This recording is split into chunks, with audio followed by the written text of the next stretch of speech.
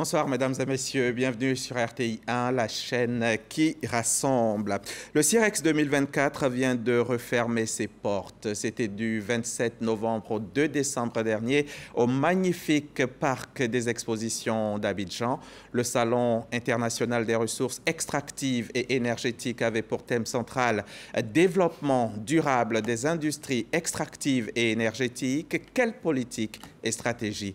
Selon les organisateurs, ce salon constitue une vitrine pour vulgariser le secteur des industries extractives et énergétiques auprès du grand public, constituant également un levier de promotion du contenu local. Les participants ont pu s'informer sur les métiers de la chaîne de valeur. Ce soir, nous allons débattre pendant 90 minutes. Nous allons parler des secteurs des mines, du pétrole et de l'énergie. Ce sera avec 4 invités. Le directeur général des mines et de la géologie, Seydou Koulibaly, est avec nous en plateau. Bonsoir, monsieur le directeur général. Bonsoir, Elisa Diaby. Bonsoir à vous aussi, Ambroise Niamia, conseiller technique au ministère des Mines, du Pétrole et de l'Énergie, en charge des hydrocarbures. Par ailleurs, membre du commissariat général du CIREX, vice-président du comité scientifique. Idrissa Fani aussi est avec nous. Monsieur Fani, vous êtes exploitant minier, vous êtes président du SINAMICI, le syndicat national des agriculteurs miniers de Côte d'Ivoire. Bonsoir, monsieur Fani. Bonsoir. Bienvenue également sur notre plateau. Et mon 4e invité est journaliste, il est de la maison, c'est Lanciné Bakayoko, chef du service économie de RTI 1. Bonsoir, Bakayoko. Bonsoir Hamza. Bienvenue sur notre plateau également. Merci à vous tous d'avoir accepté notre invitation. On va retourner un petit peu au parc des expositions avec notre reporter Siaka Kone qui nous fait revivre un petit peu l'événement. La première édition du CIREX, Salon international des ressources extractives et énergétiques, a été marquée par des moments forts qui ont hissé l'événement au standard mondial des rendez-vous d'affaires des experts du 27 novembre au 2 décembre 2024. La cérémonie d'ouverture au parc des expositions a noté la présence de personnalités influentes au plan national et international. Le chef de l'État Alassane Ouattara et le vice-président Tiemoko Miele Kone, le Premier ministre et l'ensemble du gouvernement ivoirien, de même que les présidents et représentants d'institutions, organisations n'ont pas manqué à l'appel. La grande salle du parc des expositions a également enregistré la présence du vice-président du Nigeria, des ambassadeurs et autres personnalités venues de l'extérieur, donnant à cette cérémonie un cachet spécial. Sur le pupitre, le vice-président, le Premier ministre ivoirien, le ministre des Mines, du Pétrole et de l'Énergie et le commissariat général du Salon ont salué la mobilisation et l'honneur fait à la Côte d'Ivoire à l'occasion de cette cérémonie d'ouverture. Autre temps fort de cet événement, les conférences de haut niveau présidées par le président du CESEC, Conseil économique, social, environnemental et culturel, Eugène Aoulé Aka, dans l'après-midi du mardi 27 novembre 2024. Les thématiques abordées, la transition énergétique et les métaux critiques. Au nombre des faits marquants de cette première édition de ce salon axé sur les hydrocarbures, les mines et les énergies, de nombreux panels animés par des experts. Une table ronde sur le compact énergie figure en bonne place dans le programme de cet événement de dimension internationale. Des audiences, et non des moindres, entre décideurs et demandeurs ont été accordées à l'occasion de ce salon qui se veut la plus grande plateforme de rencontres et de partage d'expériences. Des rencontres B2B et B2C. La journée carrière et métiers destinée aux élèves et étudiants désireux d'embrasser la profession ou d'entreprendre dans les secteurs de l'énergie, des mines et de l'hydrocarbure. La forte mobilisation des visiteurs dans les différents pavillons et stands a été un fait important au compteur du CIREX 2024. Je ne m'attendais pas à autant d'entreprises dans ce secteur. Donc ça veut dire que c'est un secteur pourvoyeur d'emploi. Emploi pour les jeunes et j'ai vu beaucoup de femmes. Évidemment, c'est un secteur qui va permettre au président de la République de continuer d'améliorer le bien-être des populations ivoiriennes. L'énergie verte ou renouvelable a été largement promue à l'occasion de ce rendez-vous. Ainsi, l'on a pu apprécier la maison solaire et les véhicules électriques. L'une des attractions de ce salon, le village des forgerons de Kony. Ces artisans ont mis en exergue la méthode traditionnelle de transformation du métal. En marge de ce salon également, une réunion de haut niveau de la CEDEAO. Le CIREX 2024 a enregistré 2200 participants professionnels, 320 exposants, 25 000 visiteurs pour 4 000 milliards de francs CFA de contrats d'investissement signés. Des personnalités distinguées, au nombre desquelles le ministre Mamadou Sangafoua Coulibaly fait commandeur dans l'ordre du mérite des mines. Voilà, c'est un reportage signé Siaka Kone pour une première édition, hein, messieurs, on peut le dire. Hein, beaucoup le disent, en tout cas, ils ont été bluffés par cette édition. Monsieur le conseiller technique, enfin, vous êtes ici en tant que membre du commissariat général. Dites-nous pourquoi avoir organisé le CIREX? Vous avez senti que quelque chose manquait là, un CIREX devait avoir lieu? Merci, monsieur Diaby Hamza.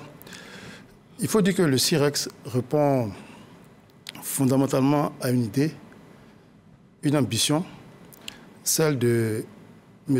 Mamadou Sangafoua Coulibaly, ministre des Mines, du Pétrole et de l'Énergie, dont la vision elle-même s'inspire de celle de M. le Président de la République, son Excellence, M. Alassane Dramane Ouattara, dont l'ambition est de faire de la Côte d'Ivoire un pays à revenu intermédiaire de la tranche supérieure à l'horizon 2030. Et donc, cela suppose que, à côté du secteur agricole, qui a porté la croissance du pays pendant de nombreuses années, d'autres secteurs, on va dire, viennent porter cette croissance-là. Et donc, il faut penser à une diversification.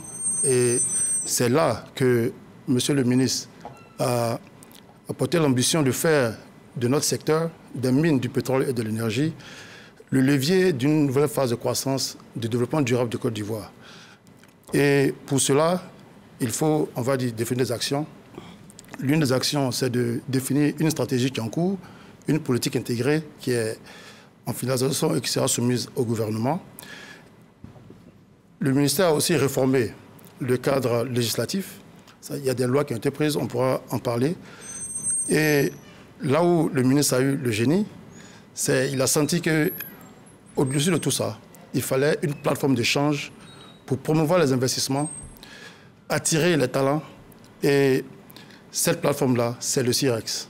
Voilà. Donc, le CIREX vient pour accompagner, en quelque sorte, le secteur de l'agriculture en permettant de promouvoir les investissements dans le secteur extractif et énergétique. Et vous, monsieur le directeur général, quel rôle, en tant que directeur général des mines et de la géologie, quel rôle vous avez joué dans cette organisation?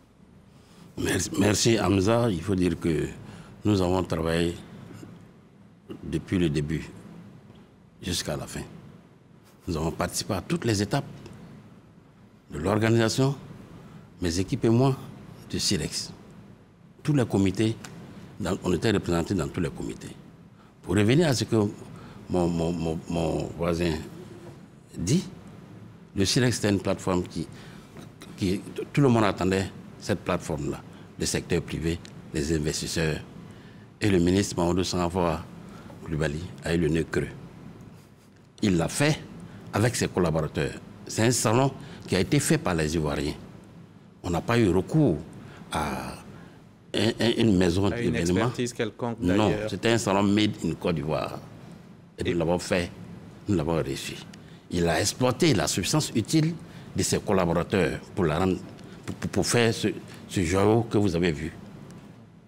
Mais après avoir organisé une belle canne sous le leadership de son Excellence, le président Alassane Ouattara, en début d'année, il fallait un événement comme ça pour venir clôturer la fin de l'année. Mais il fallait un Sangafoua pour le faire. D'accord. Et cela a été fait. On a eu la Cannes, on a eu la Maramonde aussi, oui. Et puis on a le CIREX, le SARA, tout ça. Ça fait beaucoup de choses qui ont été faites. Hein. Et si je vous demandais un petit bilan, vous diriez quoi? Vous êtes satisfait? Vous avez l'air en tout cas d'être satisfait. Monsieur le conseiller technique. En un mot... En tant que commissaire, membre du commissariat, général, je pense que vous allez dire que c'était bien. C'était très, très, très bien. Et nous ne sommes pas les seuls à le dire. Ce sont même les participants qui le disent. Les participants venus de partout, de l'étranger. Et vous pouvez voir avec votre reportage la présidente même du Sénat qui était très, très contente. C'est 25 000 visiteurs qui sont venus au CIREX. Alors que vous en attendiez beaucoup moins. Beaucoup moins, 10 000. 10 000.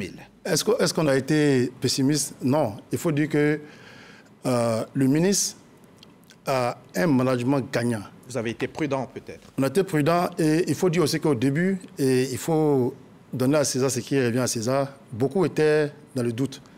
Est-ce que je peux me compter parmi ceux-là? Je ne le dirai pas ici. Mais de nombreuses personnes étaient dubitatives. En Côte d'Ivoire, on avait l'habitude de partir dans les salons, mais on n'en avait pas. Et donc, c'est le ministre qui a réussi à convaincre, on va dire, toute la communauté des industries extractives et énergétiques par son, on va dire, son dynamisme. Il a été personnellement impliqué. J'ai eu le plaisir moi-même de faire des sessions. Il était même président du comité de pilotage. Bien sûr, président du comité de pilotage et qui a présidé effectivement les réunions du comité de pilotage. Il a contribué au contenu scientifique et le résultat... Vous êtes satisfait? Nous sommes très, très satisfaits. Vous êtes organisateur, monsieur le directeur général, et vous-même membre du commissariat général. Je me tourne vers ma gauche. Il y a un exploitant minier qui a pris part à ce salon. Et il y a un journaliste. Ils vont nous dire ce qu'ils en ont pensé. Monsieur Fani, le salon, le tout premier salon international des ressources extractives vient de refermer ses portes. Vous y avez pris part. Qu'est-ce que vous en dites? Bon, moi je confirme que ça a été vraiment une réussite. Il faut savoir que la Côte d'Ivoire avait besoin de mettre à la lumière de certains nouveaux projets. Et comme on l'a dit, on a plutôt lancé l'agriculture comme le poumon de l'économie ivoirienne. Rajouter à cela l'industrie extractive, je pense que c'est une bonne chose. Pour une première année, on peut dire que c'est un coup de maître. Donc on ne peut que vraiment les encourager à pouvoir persévérer et faire durer ce joyau qui va permettre vraiment l'ouverture de la Côte d'Ivoire vers l'extérieur. Montrer en fait que le sous-sol ivoirien regorge de beaucoup de choses et que les Ivoiriens effectivement peuvent compter sur eux-mêmes d'abord à pouvoir chercher à bénéficier de leur sous-sol. Il y a des projets, il y a des situations. Nous, par contre, on a réussi à faire venir certaines coopératives pour venir visiter et ils ont été vraiment ébahis. Ils ont compris qu'en réalité, il faut s'adonner à la chose. Et les visites ont été vraiment... Si on les avait interrogés, peut-être qu'on aurait vu des choses. Il l'aurait dit. Ça a été vraiment une réussite. Nous vous encourageons. Mais ouvrez un peu plus, faites participer plus de gens, les coopératives, les secteurs, comme on appelle ça, là, des jeunes. Parce qu'en réalité, les jeunes, ils ont besoin d'être orientés. On nous dit qu'il n'y a pas de boulot. Mais en réalité, la terre, là, au fond, il a toujours dit, la terre nourrit son homme. On ne va pas toujours laisser les autres. Mais c'était un des objectifs. Non, c'est pour ça que je dis que c'est une réussite. J'ai dit que c'est vraiment une réussite. Parce qu'il y a 25 000 participants. Et puis, quand vous regardez les contrats qui ont été signés, c'est près de 4 000 milliards. Ça. Donc, c'est pour vous dire que vraiment, c'est une réussite. On ne peut que vous encourager. On va revenir là-dessus. Éclatante. C'est éclatante. Il n'arrête pas, monsieur. Non, il est satisfait, donc... Il n'arrête pas, monsieur Niamien. Nous allons... vous êtes exploitant minier, c'est cela. Vous êtes président du syndicat des agriculteurs miniers. Déjà, pour nos téléspectateurs, c'est quoi un agriculteur minier? C'est l'agriculteur qui découvre que dans son champ, il y a de l'or. Et comme la terre appartient à l'État, pour qu'on arrête l'extraction illégale, il fallait les amener à les sensibiliser. Il faut dire, vous allez le confirmer, il faut dire que le sous-sol, à partir de 6 mètres, je pense... Ça appartient à l'État. C'est cela. Et ça appartient à la famille. C'est bien voilà. Mais au-delà des 6 mètres... C'est à l'État de Côte d'Ivoire. C'est cela, hein? Bien on est d'accord dessus. Donc, nous avons plutôt procédé à la sensibilisation des autochtones, des villageois, pour qu'eux-mêmes ils se mettent en structure coopérative et faire la demande à eux-mêmes pour pouvoir eux-mêmes bénéficier des autorisations et faire l'extraction. Donc, ils vont devenir, à travers le projet de les mettre en coopérative d'agriculteurs miniers, avoir les ressources nécessaires pour redévelopper l'agriculture et permettre à ce que véritablement les deux puissent aller de l'avant comme le souhaite le chef de l'État. Il a déjà des projets qui sont au niveau de la riziculture et autres. Mais je pense qu'aujourd'hui, avec les moyens qu'ils vont avoir, je pense qu'on n'aura plus besoin d'attendre d'autres ressources, puisque eux-mêmes, ils deviennent miniers. Monsieur Niamia et Monsieur Coulibaly m'arrêteront si je me trompe. Est-ce que, dans ce cas-là, si moi j'ai de l'or dans mon champ, est-ce que je ne vais pas abandonner ma plantation au profit de l'extraction? Est-ce que ça ne va pas être mon activité première au final? Est-ce que je ne vais pas retourner toute ma terre pour m'adonner à ça? Est-ce que ça n'arrive pas chez vous Non, nous partons plutôt sur la base communautaire. Les coopératives que nous mettons ensemble, c'est une coopérative communautaire. Elle porte le nom des villages et des hameaux. Quand on vient, par exemple, à Kolia, on dit que c'est la coopérative de la communauté... Je ne me suis peut-être pas bien fait... Non, je comprends, j'ai bien compris. Parce qu'en réalité, là, quand c'est communautaire, on ne va pas décimer comme ça. On va choisir des zones... Et puis, une coopérative n'a pas plus de 4 demandes. Donc, on va choisir les secteurs qui peuvent être porteurs. Et même s'ils voient déjà qu'il y a des rentrées, ils n'ont plus besoin de chercher encore ailleurs. Puisque une mine, elle a une durée de vie artisanale de près de 4 ans, mais plus si effectivement le minerai est dedans. Et semi-industriel. Donc c'est pour dire que où nous partons en réalité, c'est la meilleure manière de sensibiliser les parents. Ils verront eux-mêmes le flux financier qui va rentrer et ils verront comment orienter eux-mêmes, puisque c'est la libre adhésion, mais c'est en même temps aussi de manière collégiale qu'ils prennent les engagements pour partir. Et ça va les amener, puisqu'ils ont déjà des ressources additionnelles, d'éviter de voir la première personne qui va venir avec des sous en dessous, et puis venir financer quelque part pour dire je vais m'installer. Ils vont dire non, nous-mêmes on a nos coopératives, on fait pour nous-mêmes, donc allez chercher ailleurs. C'est ça, voilà. D'accord. On a un journaliste parmi nous, il va nous donner aussi son point de vue. Monsieur Bakayoko, comment vous avez trouvé la première édition du CIREX? Je constatais un fort engouement autour de ce premier salon des ressources extractives et énergétiques. Mais j'ai senti aussi qu'il y avait une forte implication institutionnelle. J'ai vu des délégations qui ont été disséminées dans plusieurs pays européens, américains et beaucoup plus loin où on est allé sensibiliser les gens à participer à ce salon. Alors, les résultats sont payants puisqu'on a vu qu'il y a eu une mobilisation forte qui a donné une stature vraiment internationale au salon. Et c'est quelque chose qu'il faut pouvoir continuer. Mais on va dire que ce salon est le prolongement des réformes qui ont été engagées dans ce secteur énergétique et minier. Parce qu'il ne faut pas se le cacher, c'est un secteur qui manquait, je ne dirais pas de structuration, mais de lisibilité au niveau de sa gouvernance, parce que la Côte d'Ivoire n'avait pas vocation à être un pays minier. En tout cas, ce n'était pas clairement assumé, ce n'était pas exprimé. Et donc, ce secteur était un peu dans une sorte de fourre-tout que le gouvernement est venu structurer. Et ça, je pense que c'est une bonne chose, vu que le ministre Sangafoua veut faire de ce département l'un des piliers de la croissance économique de la Côte d'Ivoire, en dehors de l'agriculture qui déjà a permis de nous hisser à un certain niveau. Mais je dois avouer que les réformes doivent se poursuivre et vraiment de façon très vigoureuse parce que les agriculteurs miniers, c'est vrai, ça permet de créer des niches financières, mais il faut que le gouvernement et les pouvoirs publics veillent au grain.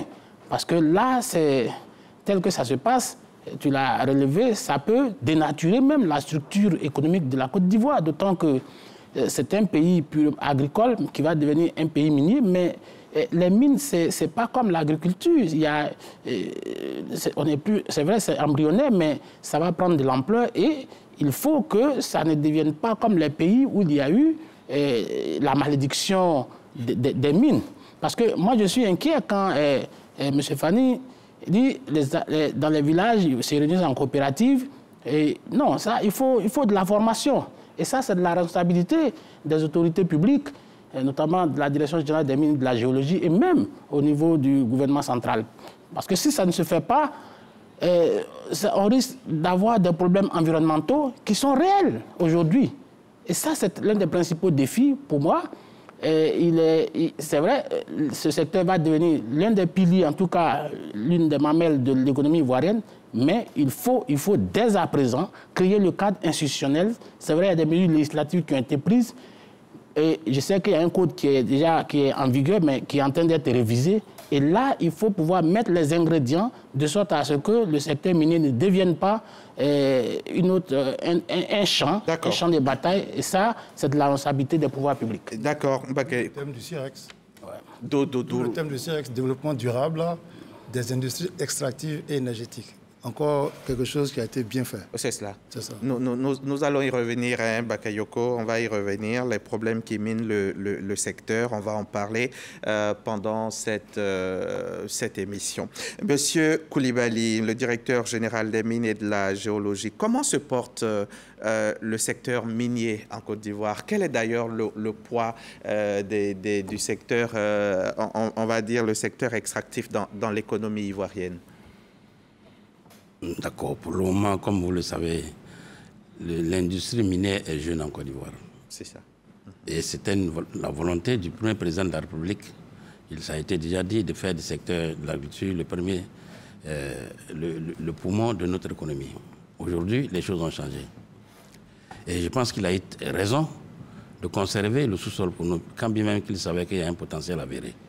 Ça nous permet, pour parler comme Bakayoko qui dit, d'apprendre de nos devanciers. Les erreurs de nos devanciers vont nous permettre de corriger. Vous avez vu, en Côte d'Ivoire, on a une industrie, mais on parle déjà de contenu local. Pendant que certains ont attendu d'exploiter pendant 100 ans avant de parler de contenu local dans le secteur des mines.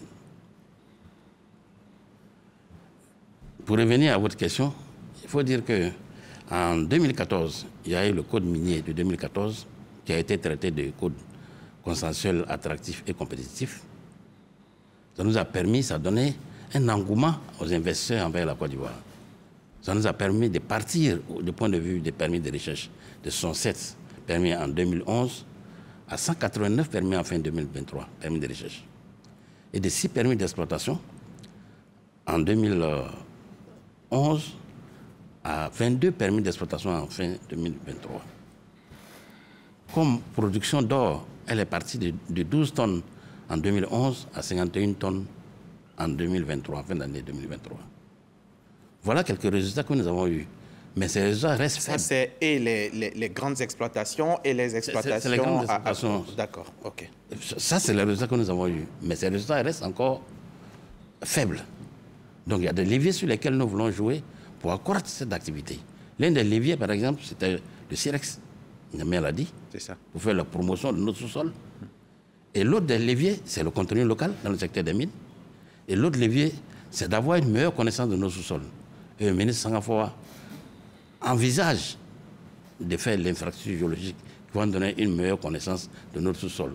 Alors, le rapport de force au niveau de la négociation avec les investisseurs va changer. Ça va apporter une bonne contribution à l'État de Côte d'Ivoire. Aujourd'hui, on a quoi dans le sous-sol? Ça vaut combien? Ça vaut, je parle en termes de pourcentage, par exemple. Si vous prenez, par exemple, l'or, oui, dans la sous-région de l'Afrique de l'Ouest, la Côte d'Ivoire dispose de 35% de la roche birimienne, qui est la roche aurifère, c'est-à-dire qui est favorable à la mise en place de la minéralité. De toute la sous-région. De toute la sous-région. Mais en termes de production... En termes de production...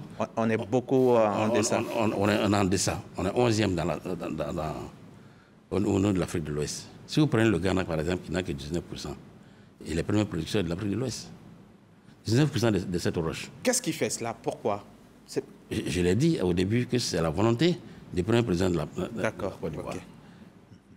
Il a voulu garder des ressources pour nous. Ça. Et le fait qu'on n'a pas une meilleure connaissance de nos sous-sols, parce que nos derniers cartes géologiques datent de 1975 et en 2022, il y a eu quelques parties du pays qui ont été, où on a élaboré des cartes géologiques. Or, pour avoir une meilleure connaissance, un data, il faut faire l'infrastructure géologique, où on va avoir des cartes géologiques détaillées. On va savoir où on trouve l'or, où on trouve le nickel, où on trouve le cuivre. Et en plus de la formation aurifère, les Tanzaniens de la formation aurifère, on dispose de 18% des formations de métaux critiques et stratégiques. Donc le potentiel, il est avéré en Côte d'Ivoire. Les scientifiques s'accordent sur le potentiel qui est dans notre pays. C'est ce que je disais au CIREX, aux jeunes gens, formez-vous. Il y a de la place dans notre secteur de l'industrie. D'accord. Et c'est nous, on est là. On peut tous être miniers. Oui. Exploitants. On veut faire de ces secteurs comme l'agriculture a été faite. Aujourd'hui, vous avez tous des plantations, des lopins de terre où vous faites de l'agriculture. On veut amener les Ivoiriens à s'intéresser à cette activité qui est peu connue. C'est ça. Monsieur Niamien, et dans l'économie, le PIB, on représente combien? C'est ce que je vous disais, qu'on a autour de 3%. 3%. Et vous avez un objectif, je suppose. Vous voulez atteindre, on peut atteindre combien? Non, l'objectif, c'est aller très rapidement vers 6%. À doubler carrément. Au-delà, oui. D'accord, oui. D'accord. Et c'est faisable avec, si vous voulez, les découvertes des classes mondiales. Avec tout ce potentiel dont vous parlez. Ils sont en train de se faire, qui vont rentrer en production dans les 2 ans qui suivent. C'est ça. Donc, quand on va... L'Ivoirien va se sentir, va avoir l'effet, l'or va briller pour les Ivoiriens à partir, après... Dans quelques 2-3 ans, là. Dans quelques 2-3 ans. D'accord. Monsieur Niamien, est-ce qu'il a fallu donc qu'on ait du pétrole maintenant, qu'on ait de l'or maintenant, pour qu'il vous vienne l'idée de faire ce CIREX? Bon, c'est une question, il faut dire oui et non. Déjà, on produit du pétrole en Côte d'Ivoire depuis longtemps. Pas autant qu'on vient d'en trouver avec Kalao, avec Baleine, avec... Exactement, ce sont des gisements qui ont toujours été là, qui viennent d'être découverts, mais on a toujours produit du pétrole. Et donc, il faut dire que l'idée même du CIREX, pour nous qui sommes auprès du ministre, on en parle depuis longtemps. Fin 2022, avant la découverte de Kalao. D'accord. Mais Baleine, c'est 2021. Donc Baleine, c'est 2021. Oui. Deuxième Baleine phase 2, juillet 2022. 22, c'est ça. Voilà, c'est ça. Donc, ça vous dit que le ministre avait déjà l'idée. D'accord. Et ça vous dit que le succès qu'on vient de voir, c'est pas, comme le Premier ministre a dit, hein, c'est un coup de maître, c'est pas un coup de chance. C'est une méthodologie qu'il a mise en œuvre. Et quand il a pris la charge du ministère, il avait déjà eu l'idée de faire ce salon-là. Donc, quelque part, on n'a pas attendu de découvrir Kalao, Baleine, Koné, pour citer les grandes mines d'or qu'on a découvertes. Le Pan. Voilà, pour avoir le projet. Toutefois, quand vous avez ce genre de découverte, ça aide beaucoup.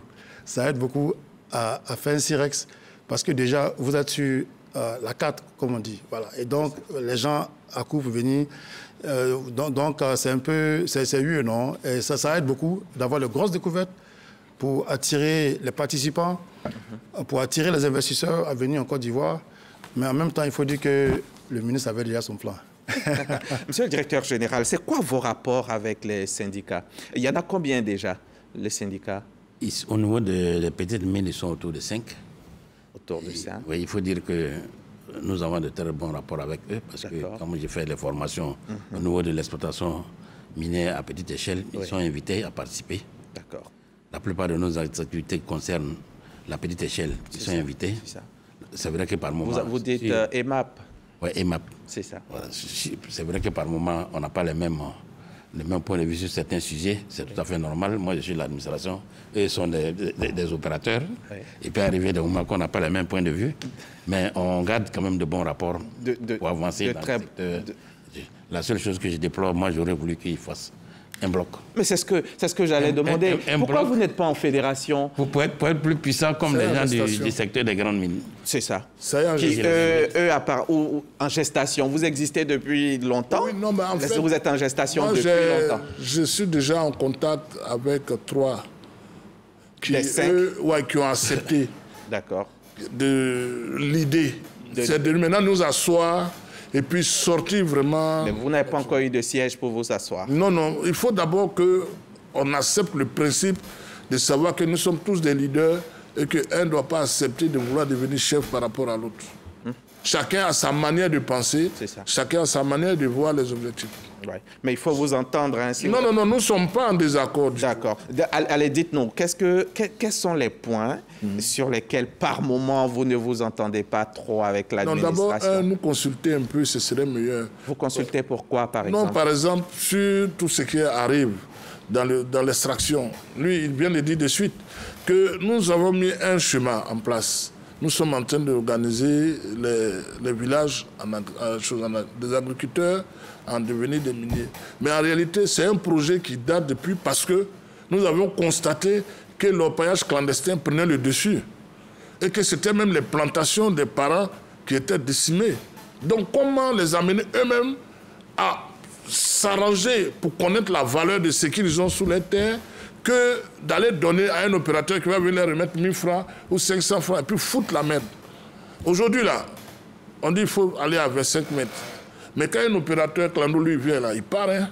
30, 40? Non, 100 même. Moi, j'ai vu des coins où on appelle ça les Hong Kong. Mais les gens, ils te creusent jusqu'à un quartier, même plus rentrer là-dedans. Mais est-ce que vous signalez ça aux autorités pour que ça s'arrête? Bon, il faut dire qu'en réalité, c'est signalé. Mais ce n'est pas la faute aussi de l'administration. Il y a des services qui sont sur le terrain pour pouvoir le faire. Oui. Donc, eux, ils agissent. Mais comme c'est des gens qui sont têtus, il fallait procéder d'abord par sensibilisation. Donc, nous avons commencé à rentrer sur le terrain pour sensibiliser les gens. On a eu, même l'année surpassée d'émission, nous avons vu que nous sommes rentrés dans des villages, sur des sites pour sensibiliser. Il fallait d'abord les sensibiliser. Comme maintenant le message est passé, nous sommes allés maintenant pour les structurer. Parce que moi, je suis agriculteur. Si je vois que j'ai atteint 25 mètres et que l'homme même que je trouve là n'est plus beaucoup, mais je vais dire stop, on va fermer. Parce que je veux maintenant faire l'agriculture. Et on peut le fermer. Et comme le ministère a pour projet de mettre des cellules qui vont vraiment suivre ça, mais si c'est organisé, ça va bien se faire. Aujourd'hui, tout le monde peut se lever pour venir faire les choses. Chercher l'or. Il suffit de créer la société. Mais comment ça va se faire? C'est en même temps les terres des paysans qui vont aller demander. Comment on devient minier en Côte d'Ivoire, exploitant minier? Quelles sont les conditions? Bon, je parle sur le couvert du... Et puis il va corriger. Voilà, je parle. Parce qu'en réalité, il faut d'abord formuler ta société. Si tu veux être en société coopérative ou bien une société minière, tu crées. Une fois que c'est créé, vous prenez maintenant un géologue qui va aller avec vous dans certaines zones pour voir si certaines zones qui sont minéralisées, si on peut le faire. Si lui, il accepte, il commence à monter le dossier. Quand il monte le dossier technique, il va voir le directeur. Le plus souvent, d'autres vont voir les services des directeurs régionaux pour qu'ils puissent les aider. Mais celui qui a la capacité aussi de prendre un opérateur ou un géologue libre, il vient, il prend. Quand il a fini, il monte le dossier. Et quand il monte le dossier, on va à la direction des mines, on dépose. C'est le ministère maintenant, après analyse, qui valide ou pas si celui-là, son dossier peut passer ou pas. Mais une fois que vous avez passé la première étape, on vous fait payer les taxes. Une fois que c'est payé, le dossier vient en région. Et là, maintenant, le propriétaire terrien, la communauté, tout ça va intervenir parce que dans les enquêtes et autres et tout, ça va se faire. Et une fois que c'est passé par là-bas, après l'enquête de Komodo et en Komodo, et que le dossier est bouclé, vous revenez. L'enquête dure 1 mois. L'enquête de Komodo et en Komodo dure 1 mois. Les enquêtes sur le terrain, ça dépendra des différents agents. Et une fois que ça c'est fait, on part. Maintenant, quand c'est semi-industriel, il y a autre étape aussi qui vient après. Donc ça peut, en grosso modo, aller en 3 mois, 4 mois. Avec le ministre Sanafou, en tout cas, il bat le record. Il fait en moins de 3 mois ou en 3 mois les Donc permis. vous avez vos autorisations en moins de 3 mois. Oui, vous confirmez, monsieur le directeur général? Non, je le dis. Sinon, moi, non, je veux dire la procédure, les conditions. Non, la procédure, effectivement, c'est ça. En gros, la procédure, une fois que c'est validé, c'est ça. Fanny, c'est bien les procédures. Il confirme bien, le ministre Maurice Sanfort. Non, avec lui, c'est... L'un de ses leviers pour lutter contre le travail illicite, c'est légaliser. Merci. Donc il a bien compris le bien fondé. Donc aujourd'hui, moi, si je vous suis... donne des chiffres. Attendez, le directeur général veut nous donner des chiffres. Si je vous donne des chiffres, vous prenez par exemple, en 2020, il y avait pendant le cours de l'année 2020, 63 autorisations seulement qui ont été signées. En 2021, 61. En 2022, quand ça va arriver, il est déjà arrivé à 83. En 2023, 157.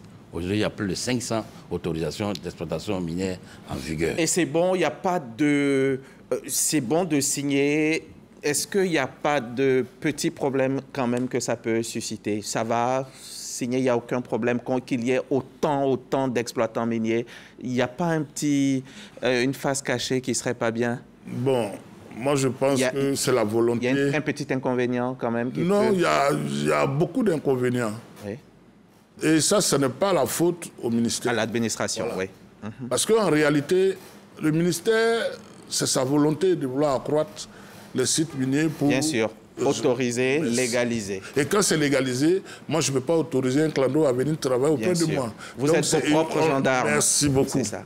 Bon, comme aujourd'hui, nous sommes devenus les gardiens du temple, il faudra aussi que la direction, les directions régionales puissent nous appuyer pour que nous puissions être forts sur le terrain. Il faut assister les miniers. Parce que même quand les productions même sont déclarées de manière volontaire, alors qu'il faut un système qui doit être contraignant. C'est ça. Justement. Et nous, on a des propositions, monsieur le directeur. Ah, très bien. Nous allons les faire ici. Parce que j'allais demander au directeur général comment eux, ils s'assurent de la justesse, on va dire, des déclarations de ces exploitants miniers. Quand ils viennent vous dire, on a sorti 20 grammes, alors que ça peut être 20 tonnes, par exemple. Vous pensez à d'autres méthodes, à des choses beaucoup plus contraignantes? Oui, mais bien sûr. Merci, Hamza, parce que c'est l'un de nos problématiques. Parce que notre code minier dit que la production est déclarative. Mais le point, les retours qui me viennent de façon indiscrètement, en réalité, les gens ne déclarent pas toutes les productions. Et il y a des leviers, on pense sur lesquels on doit jouer. Pour pouvoir, il y a le volet fiscalité. Souvent, ils sont alliés, ces mines industries sont alliés au même titre que les grandes mines du point de vue taxe ad valorem. Ça, il y a un point. Il y a un sujet là à régler. Et on a d'autres propositions pour pouvoir exciter et comment contrôler, s'assurer de la véracité de la déclaration. Ce système, on est en train de travailler là-dessus et ça va avoir le jour dans le nouveau code minier. D'accord. À votre avis, quels sont les fléaux qui minent le secteur? Notre principal fléau qui nous mine, c'est l'orpaillage illicite. D'accord. L'orpaillage illicite. Bien qu'il y ait plusieurs initiatives que l'État a prises depuis 2014, notamment à la création, la mise en place d'un programme national de restauration de l'orpaillage de 2014 à 2017, où on a fait les sensibilisations, les encadrements, les déguerpissements. Le problème persiste, on a eu de bons résultats. Ça a permis à nos parents de savoir que l'activité de la petite mine n'est pas interdite. Elle est autorisée, elle est reconnue par le code minier, mais elle se fait dans le respect de l'environnement. Des règles, c'est ça. D'accord. Malheureusement, nos parents, tel que ça se pratiquait, ce n'était pas dans le respect de l'environnement. Et en 2018, on a créé la brigade de répression aux infractions du code minier, qui a pris le relais des différentes répressions que faisait la gendarmerie. Le BRICEM, non? Oui, la BRICEM. Et elle a eu de bons résultats, mais à un moment donné, on a senti qu'il y avait des limites. Alors, en 2021, il y a eu le groupement spécial de lutte contre l'orpaillage illicite, GESLOI, qui fait de bons résultats, mais on voit, la pression a baissé, mais ce n'est pas encore éradiqué. Est-ce qu'une des solutions ne serait pas qu'elles se mettent ensemble, les deux organisations? Non, fusionnées. Tel qu'aujourd'hui, les deux organisations fonctionnent séparément, voilà. Chacun de son côté. Voilà. Mais avant, quand le GESLOI n'était pas là, la BRICEM avait pour mission des infractions du code minier de cartographier les sites illicites et de les déguerpiller. Aujourd'hui, elle est focalisée sur les infractions au code minier et la cartographie et collecter les informations pour donner au GESLOI qui va faire le déguerpissement. Donc les deux ne jouent pas le même rôle aujourd'hui.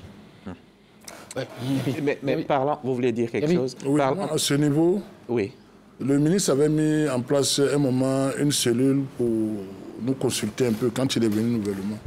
Nous, on avait proposé véritablement que GESLOI et BRICEM se mettent ensemble.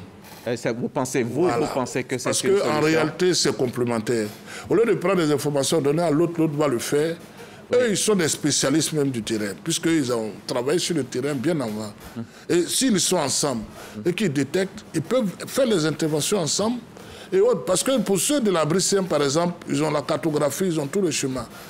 GES là obligé de demander là-bas, est-ce qu'ici il y a permis, il n'y a pas permis. Alors que eux, quand ils viennent sur le site, déjà, ils savent qu'il n'y a pas, c'est un permis, c'est une zone sauvage. Parce que quand je viens, que je ne vois pas des plaques, déjà, moi, personnellement, je sais qu'ils ne sont pas en règle.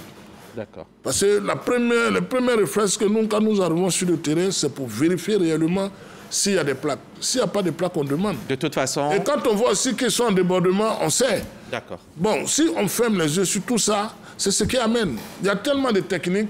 Écoutez-nous, vous allez voir qu'on va vous apporter beaucoup d'informations. De toutes les façons, vous travaillez ensemble. Oui. Le ministre suit cette émission également. Je voulais indiquer que... Oui, allez-y, monsieur le directeur général. Tout à l'heure, Bakayoko. Oui. Il y a les agents de la BRICM. D'accord. Le GES est logé au niveau du CNS. Oui. La brigade est logée au niveau du ministère des Mines et de la Géologie.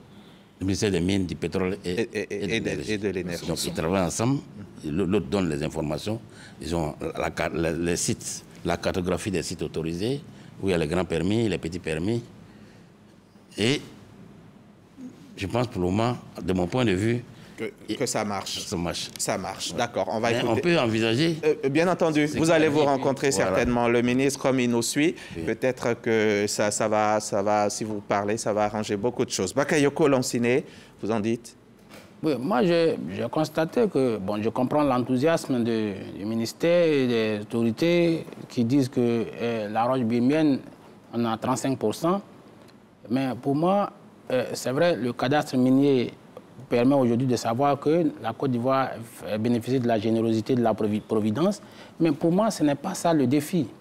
Le défi, il est ailleurs. Bon, il faut aussi que les forces de l'ordre dont vous parlez aient le sens de l'État, parce que ça, c'est une vraie problématique. Et il y a beaucoup de dysfonctionnements au niveau même de la gestion de ces forces publiques-là et même des administrations publiques dans la maîtrise, dans la prise en charge de toutes ces fraudes, tous ces orpailleurs. Expliquez-nous ça très bien, on veut comprendre. Je veux dire qu'il faut bien que les autorités, en tout cas les forces répressives, aussi bien au niveau du ministère que du ministère de la Défense, fassent beaucoup plus preuve de rigueur sur le terrain. Parce que ça, on est bien obligé de l'avouer, ça fait défaut dans beaucoup de cas. Et la deuxième chose, on a parlé de déperdition au niveau de l'or qui est extrait du sol. Mais en réalité, il faut restructurer toute la chaîne de commercialisation même de l'or.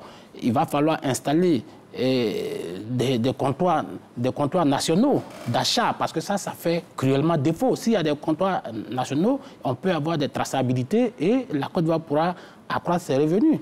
D'autant qu'aujourd'hui, l'or est commercialisé par des personnes qui viennent de tout venant, qui viennent du Mali, du Burkina, de la Guinée et qui s'introduisent sur le territoire ivoirien, qui se comportent exactement comme des trafiquants pour venir prendre l'or dans des structures comme, en tout cas par rapport aux petites mines. Ça, c'est des choses qu'il faut restructurer.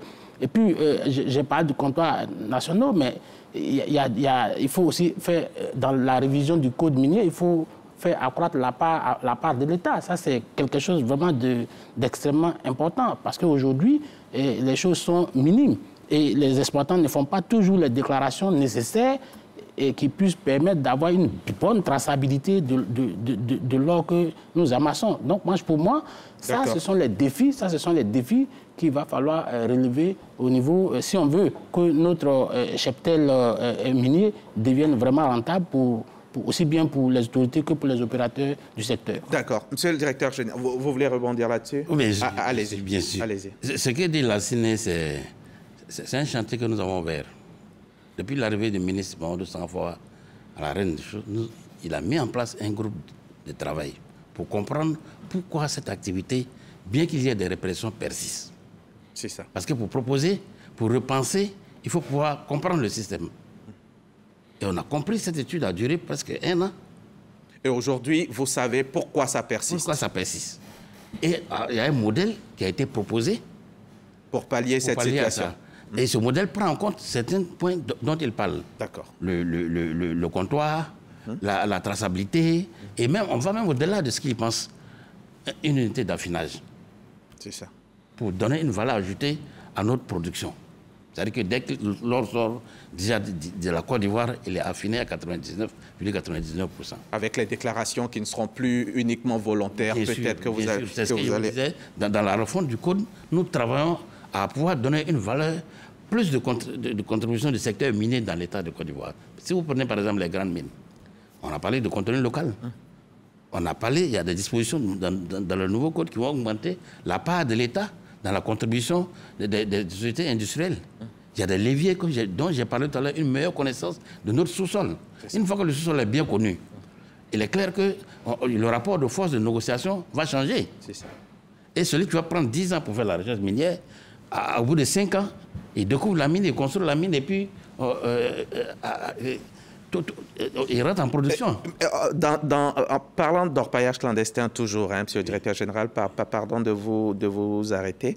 Est-ce que vous savez par exemple qu'au sein parmi les bandits, là, il y en a qui sont à col blanc? Vous en avez entendu parler? Oui, on en a entendu parler. Donc votre étude prend ça en compte aussi? Certains ont été... Ceux qui ont été attrapés ont été traités. Et je profite de votre micro pour sensibiliser tous ceux qui sont encore dans cette activité illicite d'arrêter. Sinon, ils vont trouver... Ils sont à quel niveau, dites-nous? Dans l'administration, dans les... Non, ceux-là n'étaient pas dans l'administration. Les organisations de répression? Non, ceux qui ont été attrapés, c'était des gens qui s'adonnaient à cette activité, à ma connaissance. Et ils ont été bien traités.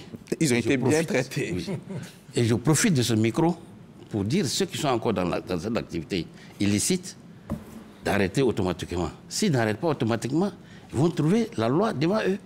Parce que nul n'est au-dessus de la loi. Mais à longtemps, ils le font. La loi ne les... Hein? Ils arrivent à dribbler la loi, Monsieur le Directeur Général. Ah non, si on vous fait le bilan des travaux de Yes Loi, de nombreuses arrestations, vous allez... Dernier élément avant qu'on passe au point 2, il y a l'extraction qui est formellement interdite au sein des forêts classées, parlant d'autorisation justement et de bandits à col blanc. Malheureusement, on va dans des forêts classées, on trouve des gens qui sont en train d'opérer tranquillement. Et quand on veut les arrêter, ils nous brandissent des autorisations. Pourquoi vous arrivez à donner des autorisations, Monsieur le Directeur Général, à des gens pour aller extraire de l'or à des endroits où c'est interdit? Je voudrais d'abord vous dire que l'article 113 de notre code minier prend les zones de forêt classées comme une zone d'interdiction. Mais pourquoi vous leur donnez des autorisations? La délivrance de nos autorisations obéit à un certain process. Il y a des consultations des avis extérieurs. Il y a les avis du ministère des Eaux et Forêts, l'avis du ministère de l'Hydraulique, il y a les avis du ministère de l'Environnement, il y a les enquêtes de compagnie de côte. C'est après que tous ces avis donnent un avis favorable que nous on délivre. C'est au vu de tous ces avis que nous on délivre l'autorisation. L'autorisation pour que ça se fasse au sein des forêts classées? Nous, on n'est pas censé connaître les forêts classées. Avant de donner une autorisation, on écrit pour demander leur avis. Est-ce que... À tous ceux dont vous venez de citer les noms, d'accord. Dès qu'on a leur avis, c'est un élément du dossier. Mais et ceux dont vous parlez, on a les documents qui nous disent que ce n'est pas des zones de forêt classées. Mais qui s'est trompé alors? Ça veut dire que vous... Non, je n'ai pas les forêts classées.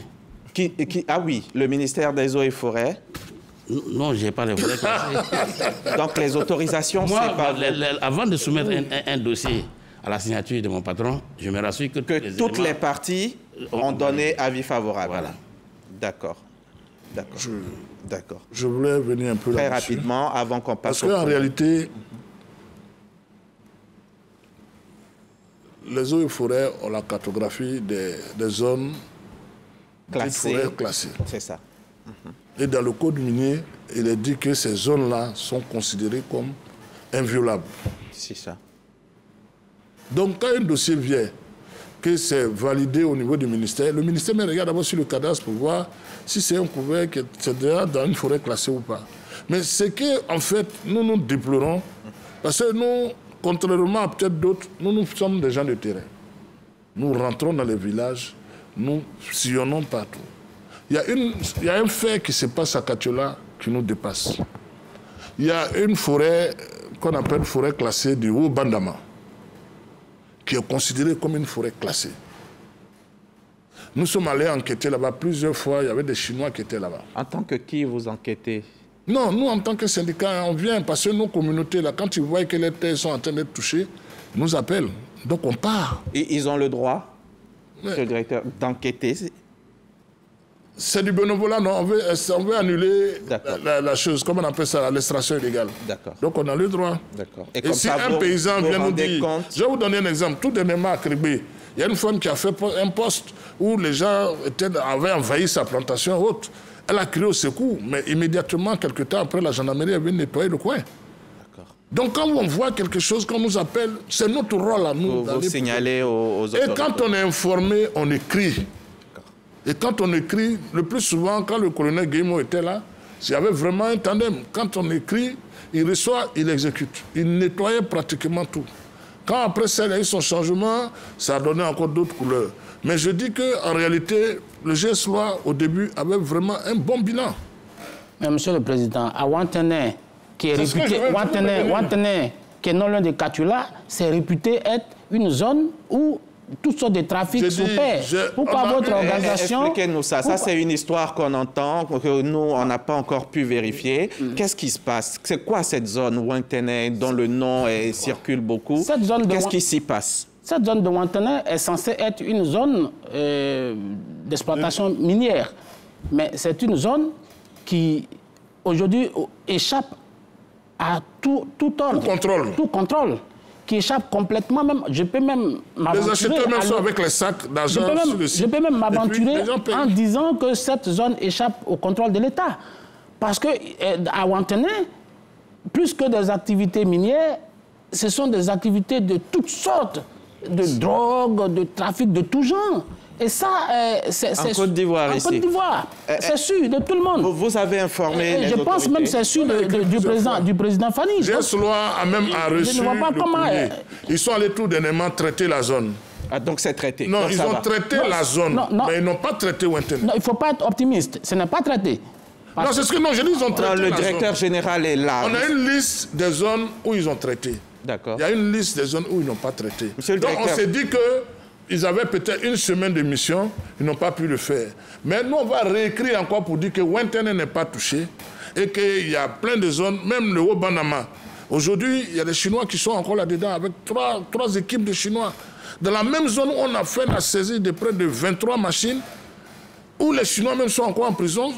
Aujourd'hui, cette zone est encore occupée. C'est pas cette zone qui avait été nettoyée par l'unité de lutte contre le grand banditisme. D'accord. Monsieur le directeur général, vous avez connaissance de ce qu'ils disent? Moi, on n'informe pas le ministère, on informe plutôt les cellules qui sont chargées de faire le nettoyage. Qui, elles, peut-être informent le ministère. Merci. Monsieur le directeur général. Merci. Le site de Ouantené, moi, ça ne me dit rien. Comme généralement pour ce qui est des sites illégaux, quand les gens sont informés, ils informent soit la brigade ou bien les GS-Loi. Et moi, l'information me revient après que le site a été traité. Merci. Et nous aussi, quand on a des informations, ce que j'ai dit également à tous mes directeurs en région, comme tous les gens du secteur des petites mines, quand ils ont l'information, ils peuvent nous la communiquer.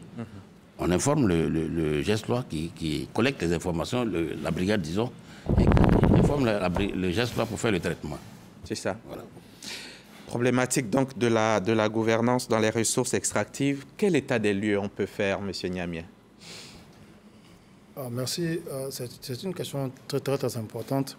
Je vais donner des éléments pour le secteur des hydrocarbures et le directeur général pourra éventuellement faire un complément pour les mines. C'est ça. Bon, disons, comment est-ce que... Qui gouverne le secteur des hydrocarbures en Côte d'Ivoire? C'est le ministère des Mines. Mais le ministère n'est pas seul à signer le contrat. Il y a aussi le ministère des Finances et du Budget qui signe. Et il y a le ministère de l'Économie et du Plan qui signe aussi les contrats miniers. Donc, comment ça se passe lorsque les contrats sont signés par ces ministères-là? On pourra discuter de la procédure, hein, comment on en arrive là, mais j'essaie de vous donner déjà qui est impliqué, les institutions qui sont impliquées dans le secteur, et surtout comment on peut accéder en Côte d'Ivoire de manière transparente à un contrat minier. Donc, si vous voulez aujourd'hui avoir un bloc pétrolier en Côte d'Ivoire, M. Diaby peut écrire au ministre et lui demander, dire je suis intéressé par tel bloc pétrolier, CI quelque chose, et j'ai la compétence technique et financière, et à la suite de ce courrier que reçoit le ministre, il y a des diligences qui sont effectuées par la Direction générale des hydrocarbures et qui a fait un rapport, et lorsque l'avis est favorable, on demande la permission au gouvernement à travers une communication conseil, et après les négociations sont autorisées et on discute de façon transparente suivant des thèmes de référence, et à l'issue des discussions, on soumet les termes de l'accord au gouvernement qui va encore une fois donner son autorisation pour signer un contrat, et c'est là que les différents ministères signent. Et pendant l'exploitation, aujourd'hui, les opérateurs déclarent la production. On pourra rentrer dans les détails de comment ça se passe. Ils déclarent la production, mais après, ils sont soumis à des audits. Et la Côte d'Ivoire a adhéré depuis les années 2010 à l'ITIE, qui est l'initiative pour la transparence dans les industries extractives. Et là, tout est déclaré. Voilà, tout est public en Côte d'Ivoire concernant les industries extractives. La production, la valeur de la production, les blocs sur lesquels sont produits soit le pétrole ou les minéraux dans les mines. Tout est public. Voilà. Donc, en termes de gouvernance, le gouvernement a misé sur la transparence depuis 2012. Avec des réformes. Avec des réformes significatives. Vous pouvez nous en parler. Dites-nous en quelques mots. Déjà, le code pétrolier de 1996 a été amendé, amélioré avec l'ordonnance de 2012. Une ordonnance, justement, qui a permis, déjà, d'améliorer, on va dire, l'activité dans le secteur. Avant 2012, qu'est-ce qui se passait? Des opérateurs prenaient le bloc pétrolier et s'asseyaient là-dessus. Et il n'y avait pas d'opération, ils ne feraient pas. Et en plus de cela, il y avait aussi l'ITIO auquel le gouvernement avait adhéré. Et il y avait des soucis au niveau de l'environnement, c'est-à-dire un cadre réglementaire pour encadrer l'abandon des sites. Lorsque un opérateur travaille, au bout de 20-25 ans, lorsqu'il abandonne ce site, il doit, on va dire, le restaurer. Et il fallait réformer le cadre pour pouvoir, on va dire, améliorer ces pratiques-là. Donc tout ça a fait l'objet d'une ordonnance en 2012, l'ordonnance qui a permis, on va dire, d'améliorer le code pétrolier. Et à la suite de cette ordonnance-là, on a vu vraiment une accélération dans le secteur. Depuis 2012, on a signé à peu près 66 contrats et il y a eu 85 forages. Et Dieu merci, ça conduit à ce qu'on sait aujourd'hui, baleine, calao et tout, c'est pour dire que ça vient de loin. Ça vient des réformes qui ont été senties et exécutées par le gouvernement. Voilà. Les contrats, vous en parlez. Dites-nous justement, qu'est-ce qu'ils renferment, ces contrats-là? Comment ils sont ficelés et puis avec qui? Comment on fait pour pouvoir signer un contrat avec vous? Alors, comme j'ai dit, aujourd'hui, nous, on a ce qu'on appelle on dit en anglais souvent, working door policy. Il y a des blocs, aujourd'hui, on a une vingtaine de blocs pétroliers qui sont libres dans le bassin. Et donc, si un bloc vous intéresse, vous écrivez et à partir de là, le premier arrivé, premier servi, on négocie. Voilà, on négocie jusqu'à ce qu'on signe un contrat. Qu'est-ce que ça contient, ces contrats-là? Il y a des engagements de travaux. Vous vous engagez à faire des travaux parce que, et comme je le disais, avant 2012, certains opérateurs s'amusaient à s'asseoir sur les blocs et ça pénalisait le pays. Et donc, qu'est-ce qu'on a fait en 2012? Le gouvernement a mis dans l'ordonnance qui a été prise des garanties bancaires. Maintenant, vous dites que je vais faire des travaux. On vous dit, OK, vous mettez une garantie de l'argent dans un compte et si vous ne faites pas les travaux, on récupère l'argent. Voilà. Donc, ça a permis de motiver les opérateurs à travailler et c'est ce qui a expliqué, on va dire, le boom qu'on a connu dans le secteur jusqu'aux découvertes. En plus des garanties de travaux, on a tout ce qui est thème économique du contrat. Ce sont des contrats en Côte d'Ivoire, des contrats de partage de production. Donc, en gros, on organise, comment dire, le partage des gains. Voilà. Et ça contient aussi d'autres dispositions sur le contenu local, les œuvres communautaires, parce que il est important que les communautés qui reçoivent les opérations pétrolières soient aussi considérées, on va dire, dans le profit qui est généré. Donc, dans les contrats pétroliers, il y a des budgets qui permettent de s'occuper des œuvres sociales au sein des communautés. Il y a aussi des dispositions sur le côté local. C'est vraiment un contrat qui est très complexe, qui fait à peu près une quarantaine d'articles. Voilà. Et il y a, comme j'ai dit, des engagements de travaux. Il y a un régime fiscal aussi qui est donné. Et il y a des clauses juridiques qui encadrent l'abandon et tout ça. Donc, voilà. D'accord. Vous qui êtes dans le secteur, vous dites si le contrat est complexe que vous le dites. Ce n'est pas pour nous autres que ça va. C'est complexe. On a les experts au sein du ministère. On négocie nous-mêmes, mais ça se passe très bien. Très bien. J'ai un groupe, j'ai un certain nombre d'accords qui ont été signés au CIREX ici. Je vais en expliquer quelques-uns. Mais avant, je voudrais qu'on explique un groupe de mots qui revient depuis le début. Je l'ai dit, le directeur général l'a dit, vous aussi. Le contenu local. Qu'est-ce qu'il faut comprendre par cela? Tous ceux qui nous suivent ne sont pas forcément dans le secteur des mines. Comme on veut en appeler beaucoup dans ce secteur-là, qu'est-ce qu'il faut comprendre par le contenu local? Le contenu local, en fait, c'est un process qui vise à impliquer plus les locaux. La communauté ivoirienne. Il y a d'abord au niveau des emplois. Il faut mettre une politique en place pour que les emplois soient en grande partie ou à un pourcentage très élevé de tous les niveaux, du plus petit jusqu'au niveau cadre, manager, aux Ivoiriens. Quant à la sous-traitance et puis les services, il faut faire en sorte que les Ivoiriens s'y retrouvent dedans. Qu'est-ce à dire? Pour le secteur des mines, dont nous voulons mettre maintenant en place, il faut faire l'état des lieux. Quand on fait l'état des lieux de toutes les activités du secteur des mines, quelles sont les PME qu'on a qui sont capables de le faire et les identifier? De quoi ils ont besoin comme renforcement des capacités, mais financiers, pour le faire et aller étape par étape. Je dis n'importe quoi. Si en l'année 1, N par exemple, nous avons identifié un certain nombre d'items, on dit par exemple le catering, c'est-à-dire que la restauration sur les mines, les espaces verts sur la mine, ou bien la mécanique, la maintenance d'un certain nombre de trucs, on est sûr qu'on a ça en Côte d'Ivoire. On dit plus d'autres activités, si ce n'est pas pour les Ivoiriens. D'accord.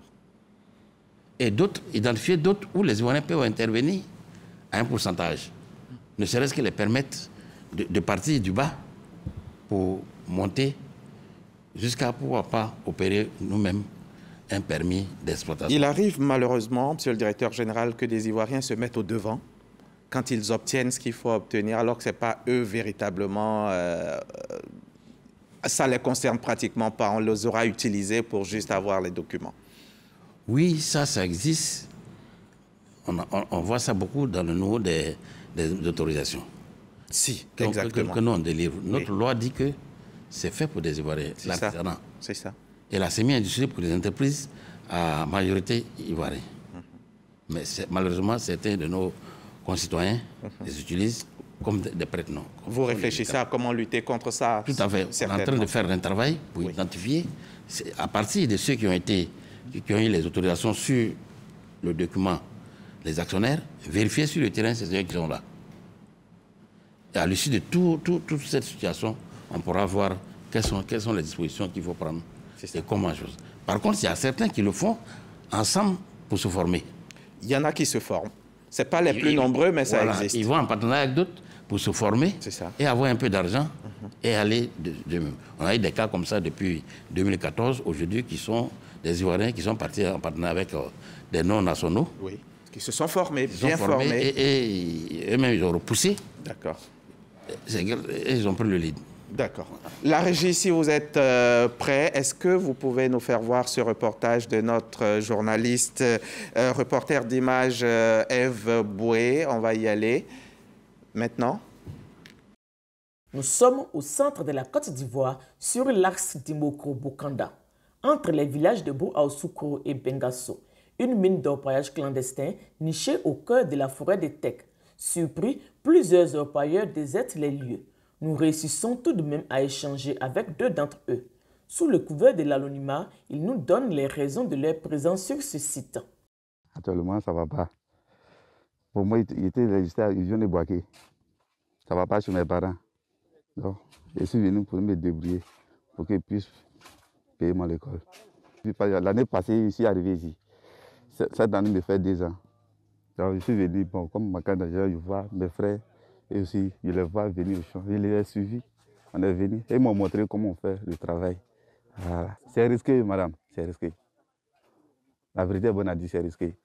Parce que c'est un trou. Tu es dedans là-bas, tu ne sais pas ce qui va se passer, vous êtes dedans là-bas. Souvent, ça peut se casser, tomber sur vous. Vous voyez, tout ça, c'est à cause de quoi? L'argent. L'autre, beaucoup plus âgé, nous explique ses motivations. Pour moi, je ne sais pas comment je vais vivre. Pourquoi? Avant, il y a des cafés, cacao, tout ça. Tout est parti. Maintenant, dans les forêts même, on ne sait pas comment. Quel travail on va faire pour qu'on gagne un peu de l'argent. En ce moment aussi, j'ai 3 enfants qui vont à l'école. Ils sont au collège à ce moment. Donc, je vais faire comment pour occuper les enfants?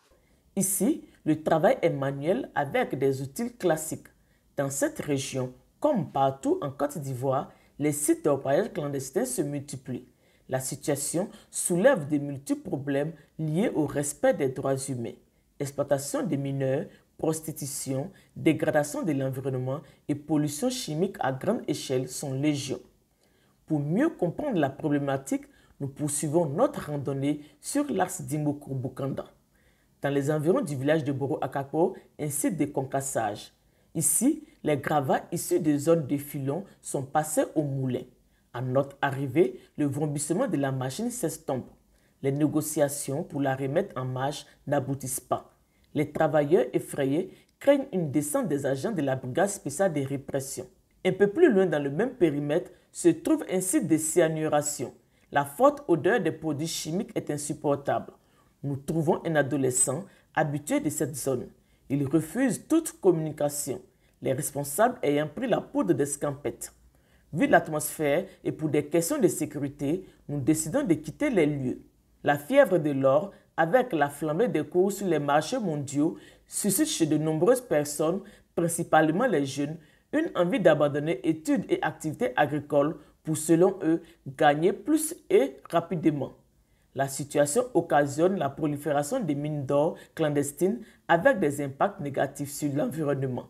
L'on observe de véritables zones déboisées, des sites abandonnés sans mesure de sécurité et des cours d'eau pollués. C'est d'ailleurs le cas de la parcelle située dans la localité d'Amankro, dans le département de Dimokro. Les différentes cultures qui étaient reçues même ont pratiquement disparu et ça a laissé des trous béants dans la forêt. Ces trous, c'est très dangereux pour nos enfants. Pour l'étranger qui ne connaît pas la forêt, qui, par malchance, pourrait se retrouver une nuit dans cet environnement, c'est très dangereux parce qu'il peut tomber dans des trous. Pour endiguer le phénomène, l'État ivoirien a promulgué un nouveau code minier en vigueur depuis 2014. Il s'est également engagé dans une politique de répression. Et pour accompagner la dynamique, des fêtières du secteur minier ont vu le jour. Elles sensibilisent et exhortent les populations à sortir de l'illégalité. Avec ça, vraiment, on voit que pendant des années, on a travaillé beaucoup, on ne trouve rien. On remarque qu'on ne trouve rien. Maintenant qu'on demande à la société, au syndicat Senamissi, de nous aider à pouvoir mieux travailler. Pour que le travail clandestin, ça baisse un peu. Un syndicat de la population va gagner un peu. Nous allons aussi traquer un peu les clandestins et l'État va gagner pour lui. Quand l'État gagne, nous aussi on gagne. Et la sécurité sera pour le village. Pour les syndicalistes, il faut que les autorités s'investissent davantage dans une légalisation à grande échelle. Vraiment, si l'État pouvait subventionner les différentes coopératives, ça nous plairait vraiment beaucoup. Parce que c'est coûteux. On demande à l'État d'accompagner le Senamissi, d'écouter le Senamissi.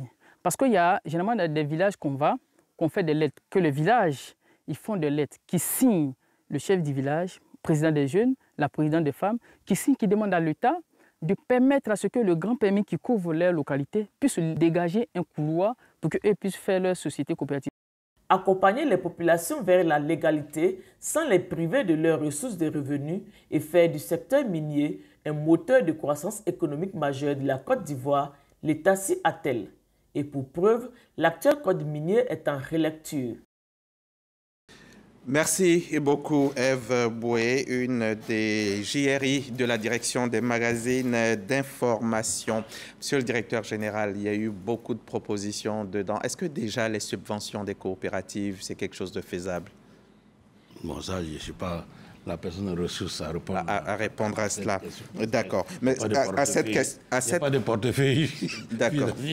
D'accord. Est-ce qu'on pourra un jour véritablement assainir ce secteur-là, monsieur le directeur général? Oui, bon, je dis, ce secteur, c'est l'affaire de tous. Aujourd'hui, les gens indexent généralement le ministère des Mines, du pétrole et de l'énergie, mais il faut associer toutes les parties prenantes. Quand vous regardez l'étude là, nous fait ressortir que l'orpaillage illicite ne s'installe pas. 99% des sites illégaux s'installent avec la complicité de nos parents. Et moins de 1%... Et peut-être à cause de la pauvreté, on vient leur miroiter certaines choses, donc facilement... Mais ce que je veux dire, le modèle que nous avons, ce que nous proposons, c'est que l'or de la petite mine brille pour toutes les communautés. Il a abordé un peu le plan pour dire que notre objectif, c'est d'organiser, dans le modèle du ministre Sangafoa, organiser les communautés en coopérative. C'est ça. Pour qu'eux-mêmes, qu'ils soient formés, trouver un financement, que ce soit peut-être une banque ou bien une microfinance, pour les financer, et leur permettre de produire eux-mêmes et de bénéficier des ressources du social. Et cette formation, c'est bien que vous l'évoquiez vous-même, la formation, où on en est avec ça, parce que les écoles chantiers, les centres de formation, est-ce qu'il ne faut pas les rouvrir? Si, il y a les 12 chantiers écoles qui seront rouverts. Merci. Mais actuellement, il y a un centre qu'on appelle le CFAM, qui est dans la sous-préfecture de Papara, à Tengrela, qui forme chaque année. On a bénéficié de l'appui d'une organisation extérieure qui nous a permis de mettre ce en place. Et même qui a permis de donner une seconde vie à plusieurs hectares de terre détruites par l'orpaillage illicite. Parce que ça a été réhabilité. C'est ça. Et les communautés ont été, les femmes du village ont été organisées en scope pour faire la culture maraîchère. J'ai visité ça il y a 1 an. Hamza, je vous dis que c'est quelque chose de bon. C'est quelque chose de bon. Je l'avais annoncé, je l'avais dit, il faut que je le fasse. J'avais dit que j'allais dire quelques accords qui ont été signés. Il y en a eu 11 à peu près, hein, c'est ça. Le protocole Petrosi-Sonils pour l'étude, le financement, la construction et l'exploitation d'une base logistique et de services intégrés. Deuxième contrat, deuxième accord signé au CIREX. Il y a 4 contrats de partage de production sur les blocs pétroliers. Voilà, CI 526, CI 504, CI 706 et CI 708.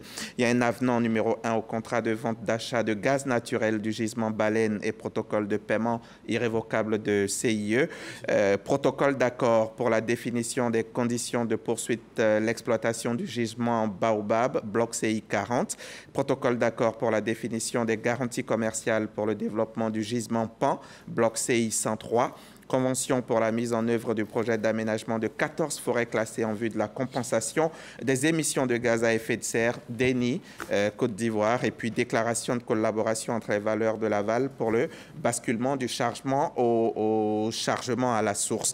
Voilà, j'en ai cité 7, il en reste 4, je vais les citer forcément avant la fin de cette émission. Mais j'ai envie de me tourner vers vous, Monsieur Fanny. Vous parlez des conventions, mais je voudrais dire aussi qu'il n'y a pas eu seulement que des conventions au niveau du secteur des mines, il y a eu des annonces. Des annonces. Des découvertes minières. Dites-nous.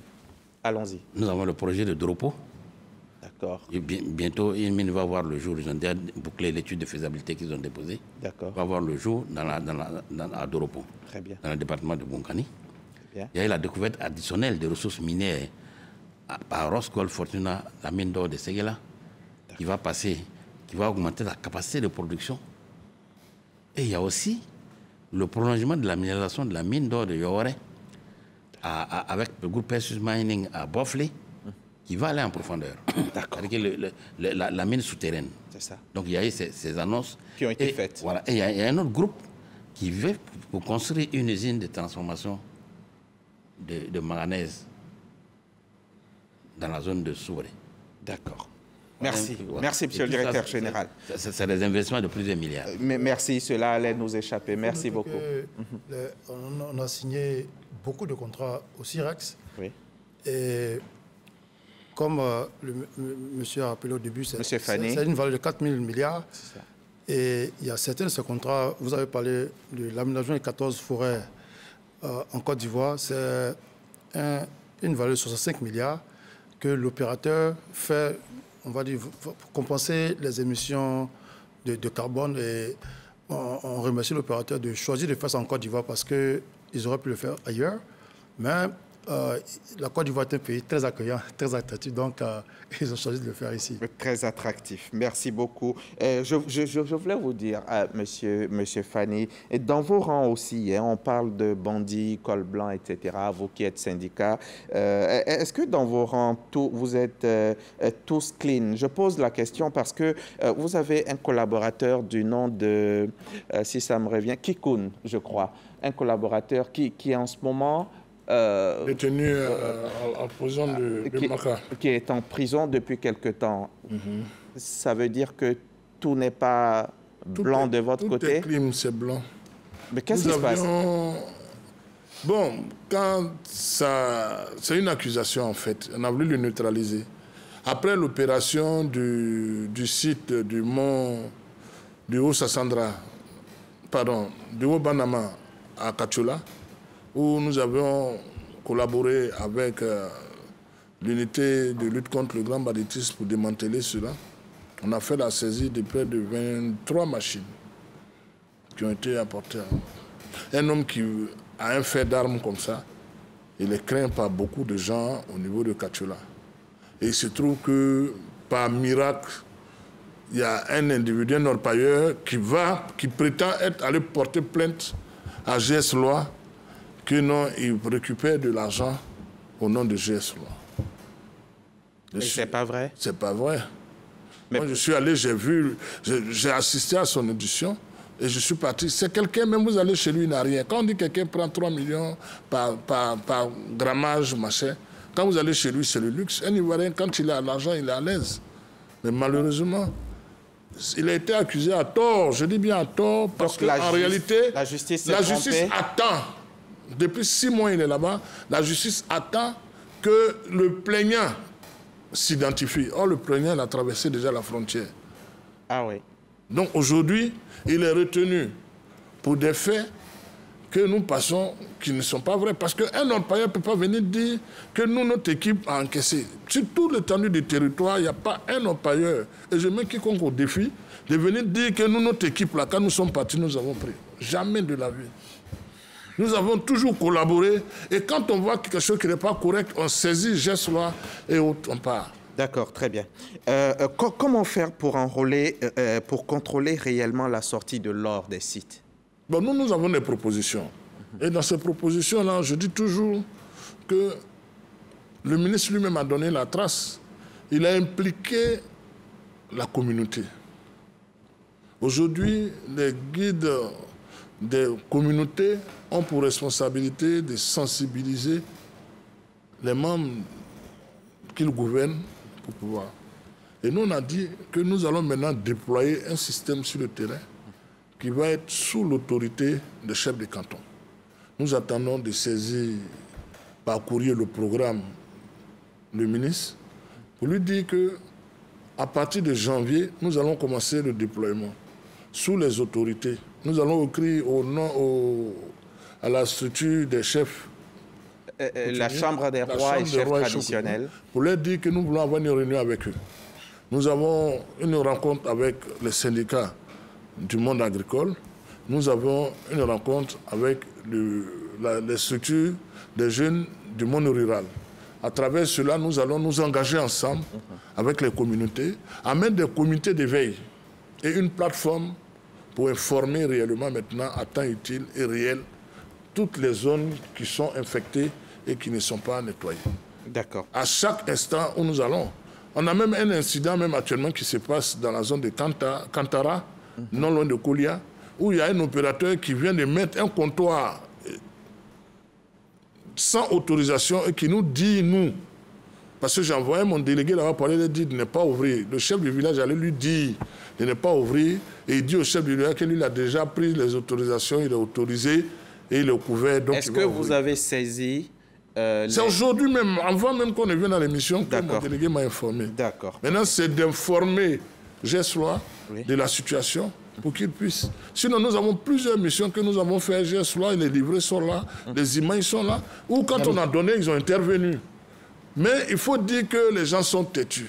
D'accord. On a fait des propositions où ces propositions-là n'ont pas eu gain de cause. Ça n'a pas abouti. Voilà. Notre secteur va bien, M. Niamien. Le secteur minier va bien, le secteur pétrolier va bien. Est-ce que les Ivoiriens, ils peuvent s'attendre à ce que, justement, de façon logique, le coût de l'électricité baisse en Côte d'Ivoire?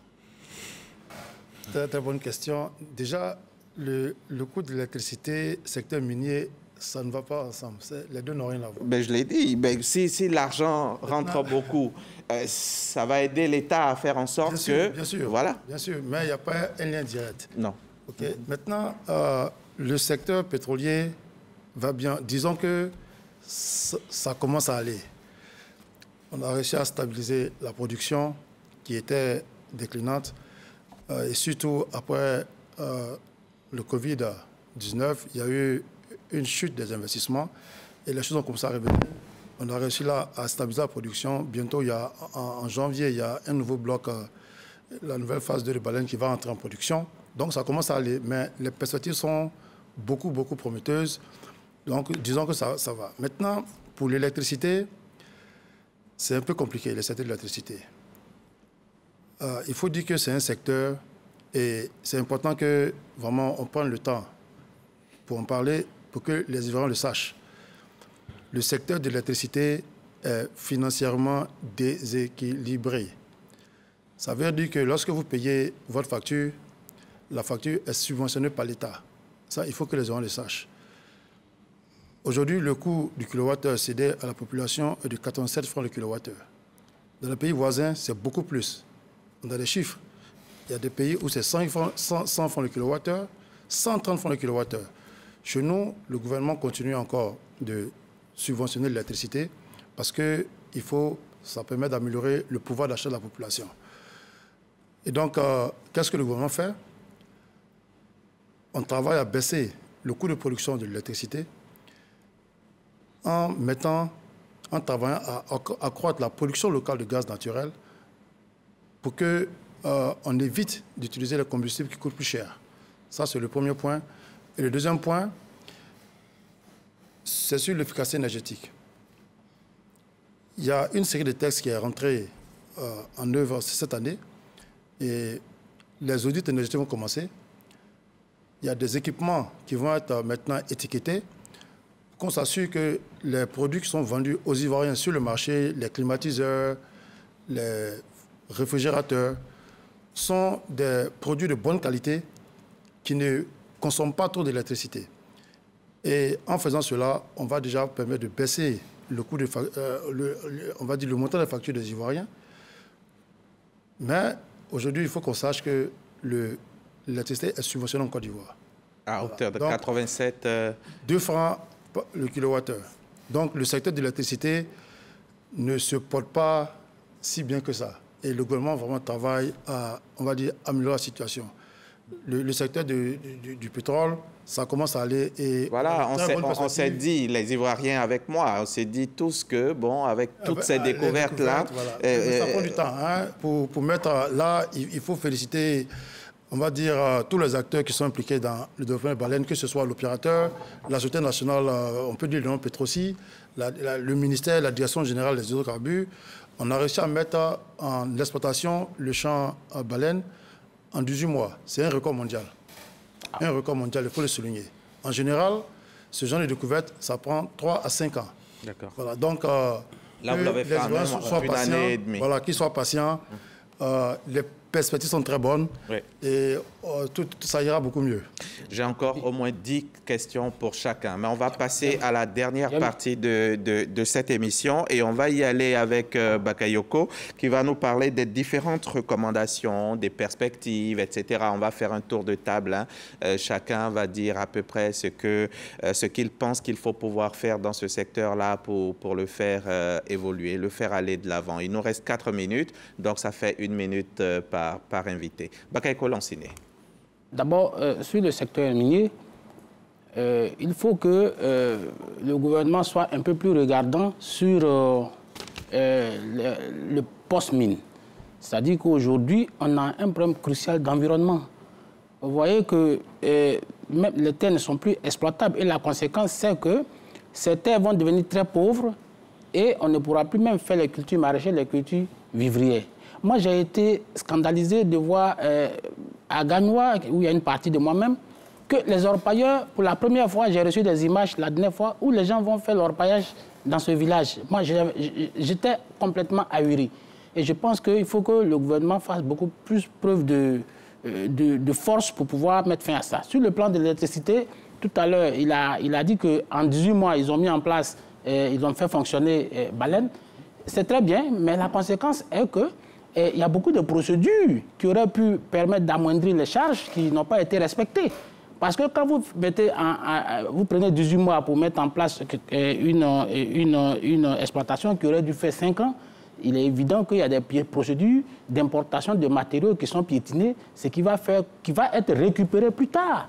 Et donc ça peut éroder l'efficacité, si vous voulez, la compétitivité de cette exploitation déjà. Donc ça, il faut être beaucoup regardant sur cette problématique-là. Nous sommes regardants puisqu'il y a les audits et il faut dire que l'opérateur qui est en charge du développement est un opérateur très expérimenté qui a du stock et qui a permis... Très bien. Voilà. Mais le problème, c'est que le stock, il a été exonéré de beaucoup de choses pour l'importation de ces stocks. Ça, c'est clair. Fiscal du contrat de partage de production. Oui, maintenant, je termine avec la question de l'électricité. Je sais qu'en 2022, il y a eu à peu près 736 milliards de subventions. En 2023, nous étions à peu près à 32 milliards de subventions. Et ça, le secteur continue de rester déséquilibré, mais la contrepartie, c'est qu'il faut que les entreprises restent efficaces. Il faut que les entreprises soient efficaces, puissent être compétitives, parce que ce n'est pas un secteur où les gens viennent pour faire de l'argent aussi. Monsieur Idrissa Fani, vos recommandations en matière de contrôle, vos recommandations en matière d'amélioration des conditions d'exercice, donc notamment, et voilà, dites-nous ça. Qu'est-ce que vous pouvez nous dire pour terminer? Véritablement, à monsieur le directeur de bien vouloir nous accompagner un peu. Un peu plus. Voilà, parce qu'en réalité, ça fait longtemps que nous sommes sur le terrain et nous n'avons jamais demandé d'appui réel. C'est vraiment important parce que ce que nous faisons, si ça s'améliore, ça sert aussi l'État, ça sert aussi les mines et autres. Et nous prenons des risques pour aller sur le terrain, pour sensibiliser nos parents et autres. Deuxièmement, nous voulons faire une petite proposition. Je ne sais pas si vous voulez que ce soit par écrit. Là, ce serait meilleur. Et on va peut-être voir que ce serait vraiment un projet qui va améliorer l'annonce des poids. D'accord. Donc ça, c'est important. Troisièmement, vraiment, il faudrait que vous puissiez aussi nous accompagner au cours de nos réunions. Parce que quand nous allons en brousse, c'est les sous-préfets qui viennent avec nos réunions. Le plus souvent, le directeur régional ne vient pas. Ils vont venir désormais. Donc, dernier élément. Ils disent qu'ils attendent de vous des instructions pour que, quand nous arrivions, ils puissent maintenant nous recevoir. Être présents. Dernier élément, c'est bon? Oh, oui, pour le moment, en tout cas, comme il a dit de faire par écrit. Par écrit, faites ça. Par écrit, le ministre Sangafoa est disposé à vous lire, à vous écouter, à vous recevoir. Monsieur le directeur général. Merci bien, Hamza Diaby. Je voudrais d'abord, mon intervention va partir sur les 2 points. Au niveau des petites mines. D'accord. Allez-y, vous avez... L'enseignant parlait de volet de l'environnement. D'accord. Il veut dire que c'est le passif, malheureusement, que nous laissent les Européens, ces délinquants. C'est pour cela que nous avons bien compris que nos parents, le 8 décembre dernier, le ministre des Mines était à la Chambre des Rois, avec des documents, des preuves à l'appui, indiquaient que voici, je vous mets en route, je vous mets en chantier pour sensibiliser vos administrés. Et après ça, nous sommes allés dans le district de Savane, la première sortie. On est parlé dans le Poro, dans la Bagoué, dans le Tchologo, où actuellement les préfets continuent de faire le relais de toutes les gens. Et le SIREX vient de finir, on va aller encore, le ministre va faire ses sorties. Donc au niveau de la petite mine, il y a des choses qui sont... On a un modèle qu'on veut expérimenter. Au niveau de la grande mine, c'est une exploitation responsable, en ce sens qu'aucune activité ne se fait sans une étude d'impact environnemental et social. Et nous sommes allés loin même avec le code de 2014, parce que nous avons demandé que le coût de la fermeture de la mine soit évalué. Et on ouvre un compte séquestre, de sorte que quand le promoteur est défaillant, l'État prend ce compte séquestre pour réhabiliter. Donc, notre code minier insiste sur l'exploitation responsable et le respect de l'environnement. Je voulais indiquer que, au niveau du SIREX, toutes ces activités qui ont eu lieu, les volets scientifiques, les tables rondes, avec des thématiques enrichissantes, il y a eu des recommandations. Et toutes ces recommandations où on peut là, on ne peut plus les énoncer, mais où on peut les trouver, les recommandations? Il y aura un rapport qui sera fait au gouvernement, en conseil des ministres. Et si vous permettez, je prendrai ma minute pour... Vous avez 1 minute. Pour remercier... D'accord, on va laisser terminer le directeur général. Allez-y, 10 secondes en plus. Ce que je veux dire, la presse SIREX, c'est capitaliser ces recommandations avant le prochain SIREX, qui sera pour 2026. Donc j'invite tous ceux qui n'ont pas pu venir là, au SIREX 2024, rendez-vous au SIREX 2026. C'est ça, allez-y. Oui, déjà, il faut remercier ceux qui sont venus. Et donc on remercie vraiment les professionnels qui sont venus de nombreux pays d'Europe, de l'Amérique et d'Afrique. On remercie aussi les exposants qui ont vraiment répondu nombreux à l'appel du ministre. On remercie les visiteurs, 25 000 visiteurs, plus de 320 exposants. Vraiment, on va dire, éclaté le compteur, les objectifs qui étaient fixés. N'étaient pas pessimistes, mais il faut dire que ça a été un véritable succès. Et je profite de votre antenne pour remercier nos autorités qui ont soutenu monsieur le ministre. Il faut dire que le ministre a vraiment eu, on va dire, il a fait un coup de maître. Il a réussi à organiser ses équipes pour délivrer, on va dire, au nom de la Côte d'Ivoire, cet événement exceptionnel qui a eu lieu dans notre pays. Et comme il a dit, on donne rendez-vous en 2026 et on pense que ça sera encore plus fort. Votre ministre était soutenu par 18 de ses collègues. 18 de ses collègues. Ça, c'est formidable. Et une trentaine de délégations ministérielles. Ceux qui n'ont pas pu venir, on sera représentés. Bravo. Tout ça chapeauté, bien sûr, sous la coupe du chef de l'État et puis beaucoup Exactement. Il y avait le protocole d'État qui était impliqué. Donc, on remercie vraiment tout le soutien. Merci, M. Niamien. Sinon, on n'en finira pas. Merci beaucoup. Merci à vous tous, Monsieur le directeur général Seydou Koulibaly, Monsieur le conseiller technique Ambroise Niamien, vice-président du comité scientifique. Merci, Monsieur Fani. Idrissa Fani, président du syndicat des agriculteurs miniers de Côte d'Ivoire. Et grand merci à vous aussi, Lanciné Bakayoko, chef du service économie de RTI 1. L'objectif général du SIREX est donc, vous l'avez dit, Monsieur Niamien, de rassembler tous les 2 ans et durant 5 jours les grands acteurs nationaux, régionaux, internationaux autour des problèmes problématiques des secteurs des ressources extractives et énergétiques de manière spécifique. Le CIREX visait entre autres la présentation des défis et enjeux des secteurs mines, pétrole et énergie et la recherche de solutions durables, le renforcement des partenariats sous-régionaux et internationaux en vue d'une mobilisation des financements, la mise en valeur des potentialités de la Côte d'Ivoire, le directeur général a insisté là-dessus, la découverte par le grand public du secteur extractif et énergétique ivoirien, la promotion du contenu local et des métiers et de la chaîne de valeur auprès des entrepreneurs et des jeunes. Le CIREX 2024, c'est fini, avec un bilan super positif. Ils l'ont dit tous autour de cette table. Alors, vive le CIREX 2026. Bonsoir. Bonsoir. Bonsoir.